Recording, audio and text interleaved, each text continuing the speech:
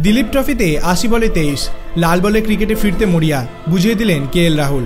মুশির খান ভারতের বি হয়ে ১৮১ রান করেন। তার সেই ইনিংসের দাপটে ৩২১ রান তোলে ভারতের বি দল। সেই রানের জবাবে ব্যাট করতে নেমে শুভমান গিল ও মায়াঙ্ক আগরওয়াল খুব বেশি রান করতে পারেনি। দলে রাজ ধরলেন লোকেশ রাহুল। টেস্ট দলে ফিরতে মরিয়া তিনি। রাহুল ৮০ বলে ২৩ রান করে অপরাজিত। প্রথম ১০টি বলে কোনো রানই করেননি।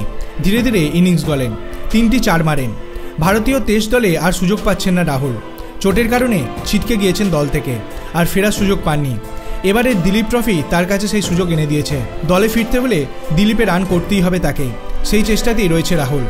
ভারত বি হয়ে মুশির এবং নবদীপ সাহানি ছাড়া আর কেউ রান পাননি। মুশির ১৮১ রান করেন। দলের বেশিরভাগ ব্যাটার যখন ১০ রানের গণ্ডি পার করতে পারেননি, তখন মুশির বড় রান তোলেন। ১৬টি ৪ এবং ৫টি ছক্কা মারেন তিনি। একটি ছক্কা চিন্নস্বামীর ছাদে গিয়ে পড়ে। তার সঙ্গে নবদীপ ২০৫ রানের জুটি করেন। নবদীপ নিজে করেন ৫৬ রান, খেলেন ১৪৪টি বল। ভারতের এ হয়ে আকাশদীপ ৪টি উইকেট নিয়েছেন। ২টি করে উইকেট নিয়েছেন খলিল আহমেদ এবং আবেশ খান। একটি উইকেট কুলদীপ যাদবের। ভারতের এর অধিনায়ক শুভমান গিল করেন ২৫ রান। অন্য ওপেনার মায়াঙ্ক করেন ৩৬ রান। তাদের দুজনকেই আউট করেছেন সাইনি। দিনের শেষে রাহুলের সঙ্গে ক্রিজে রয়েছেন রিয়ান পরাগ ২৭ রান করে। আপনার কি মনে হয়, KL রাহুল কি আবার ভারতীয় টেস্ট দলে ফিরতে পারবে? আপনার অভিমত আপনি কমেন্ট সেকশনে জানাতে পারেন। ভিডিওটি ভালো লাগলে লাইক করবেন, চ্যানেলটিকে সাবস্ক্রাইব করতে ভুলবেন না। ধন্যবাদ।